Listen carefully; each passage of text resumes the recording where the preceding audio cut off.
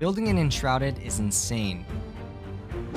Hey everyone, my name's Smitty, and today I'm going to be showing off my most creative Enshrouded build yet. This is a project that I recently created for the Architects of Wonder build competition, and although I didn't win, this project has revolutionized how I view building an Enshrouded. This video will just be a showcase of the build. However, if you would like to explore this project on your own, the world file will be available for download on the Smitty Survival Patreon page. As always, a big thank you to these amazing patrons who continue to support the content and channel. Hope you all enjoy, and without further ado, grab a snack, grab a drink, let's get right into it. Alright everyone, so we are back in Enshrouded today, and I'm going to be showing my build submission for the Architects of Wonder build contest that recently finished. If you're tracking the competition, you'll know that it was an incredibly competitive contest. Overall, I was able to make the top 25 cut with this build, but unfortunately missed out on the top 13 prize pool as some builds were just insane and honestly super well deserving of the top 13 spots. Alright, so getting into the build here, so at first I wasn't sure if I really wanted to enter into the contest. You know, there wasn't a ton of time to build, and you know, there's just a lot of pressure entering into something like that. I didn't know if I wanted to put myself in that situation, but I'm really glad I did. I think the added pressure just really forced myself to think creatively, and the result was really cool. So I'm just going to enter into a free cam mode here to get a better look at this project. As we can see, there's quite a bit of scale to this scene that I have built out.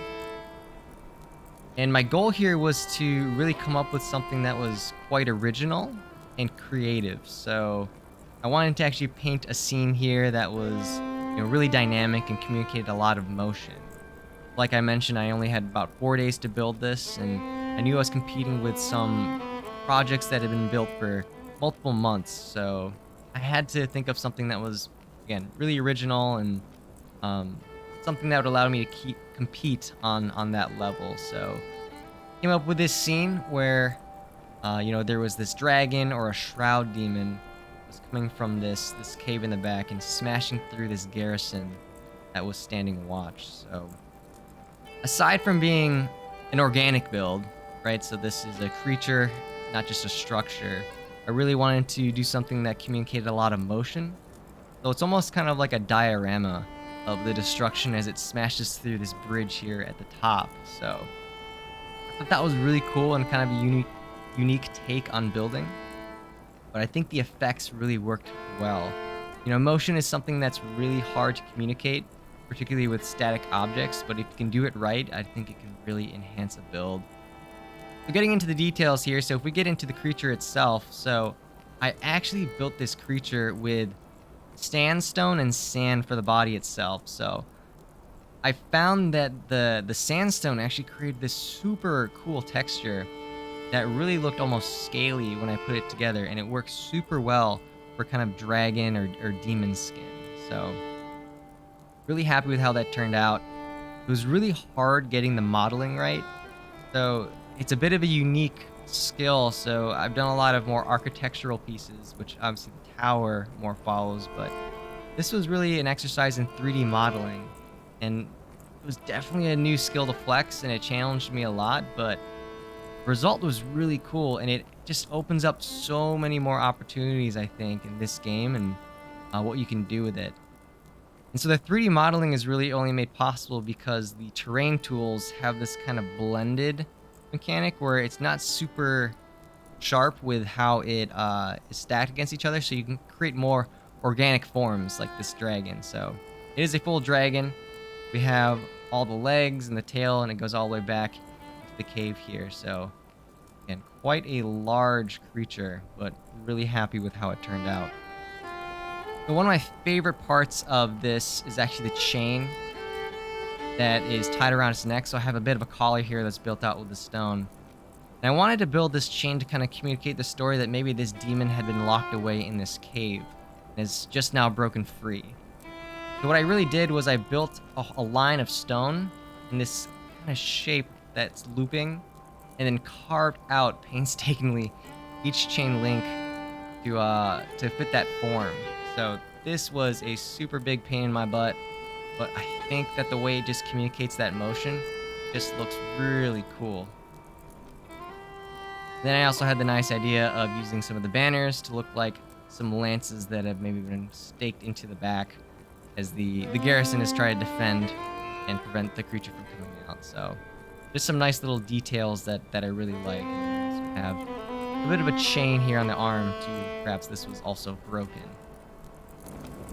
So for the horns here, you guys might be thinking, you know, what exactly this material is. So this is actually the fertile farm soil. So I decided to use this just because it was a little more distinct from the sandstone for the rest of the body, and it actually worked really well. You know, I think when you're building in a big enough scale, you can actually create some pretty compelling forms. And so these are kind of like some Taurus horns, and I think they work really nicely. So for the eyes, which I think worked out really well, what these are is actually the luminous blocks, and then I just kind of clipped a pot right here really close in, and it kind of creates that slitted eye look for a lot of salamanders or dragons, things like that, and it really pops out nicely. I think there's a lot of really good contrast between the blue and the red of the skin, and then that pupil really nicely pops out. So then if we get down here into the nose, we see that we carved out some nostrils, and then I put in some braziers just to give it a little bit of a flame effect, because I wanted this to be like a flame demon or dragon. If we get down into the mouth, I did carve in some teeth with stone, which look a little bit rough, but I honestly kind of like the way it looks. It looks just a little bit more menacing, and then I, again, flipped in some braziers, torches in the back of the throat just to make it look like maybe it breathes some fire or something like that. So as you can see, I scattered a lot of different elements around here to really communicate the motion of this creature smashing through the bridge.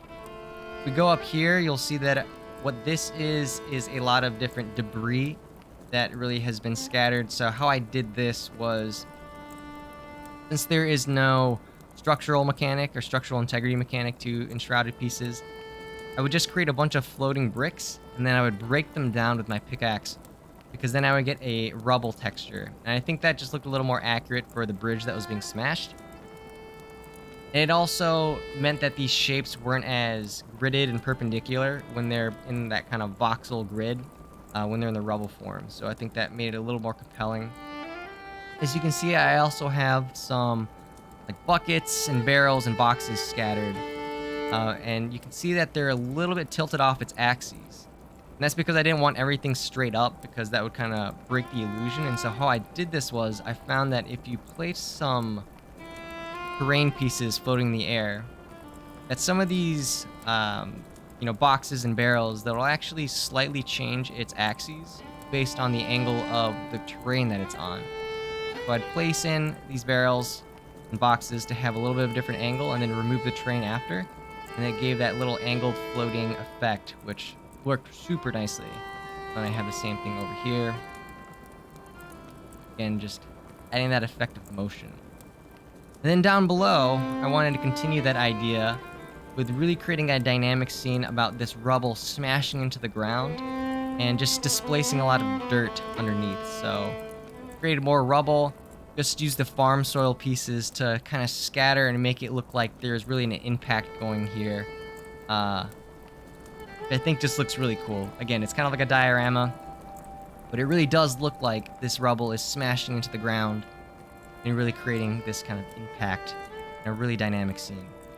That's an element I think I really enjoy. That honestly might be one of my favorite parts of this build. Alright, so let's go back into the running mode, and we'll run all across the side here. So I did build some of this into the mountain here, of the garrison. Tried again, create some more dynamic scenes here. So again, as the rubble smashes into the side of this wall, I want it to look like it was really breaking through and creating a lot of destruction here. So again, some tables and chairs being displaced, a lot of rubble coming through, some fire. It kind of wraps around. Kind of see the dragon coming through from this balcony. And then as we work our way over here, this is where we get to the smashed bridge. So pretty cool that we can come up here and actually climb on top of the monster. The funny thing about this is that there's so much sand and sandstone that I used to build this, is that when I jump on it, sometimes get the effect that we're like in the desert. So you can see it starts to kind of come in here, get a little bit of that haze. So kind of funny how we were able to confuse the game like that. As you can see, we have our banners. Again, that dynamic chain that flows through the back.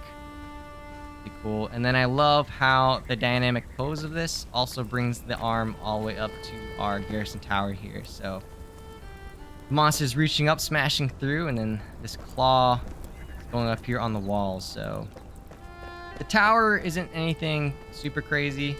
I definitely put most of my time focused on the creature, but there are just some general furnishings and decorations like a garrison. And I only had 4 days to build this, so didn't quite get as much done in the tower as I would have liked, but definitely gives us a nice view of the creature if we go to the top here. If we go to the top here, again, we get a good, nice vantage point, seeing it smashing through, just to see all the destruction. So, again, would have liked to have worked more on the tower, but just didn't quite have enough time.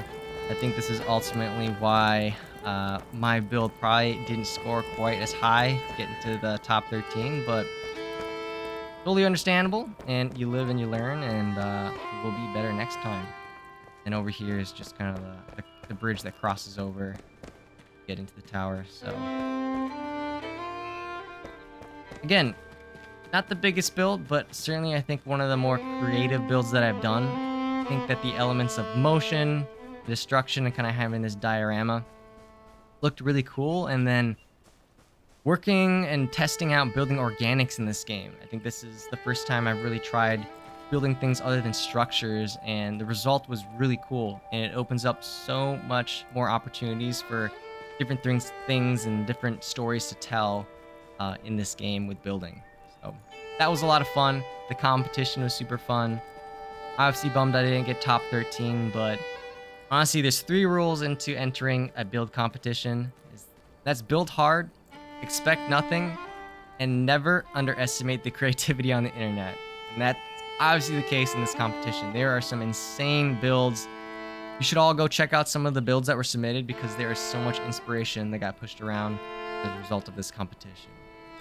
Hopefully you guys enjoyed this build. Maybe got some ideas for some projects of your own. If you did, please make sure you like and subscribe, and I will catch you in the next one.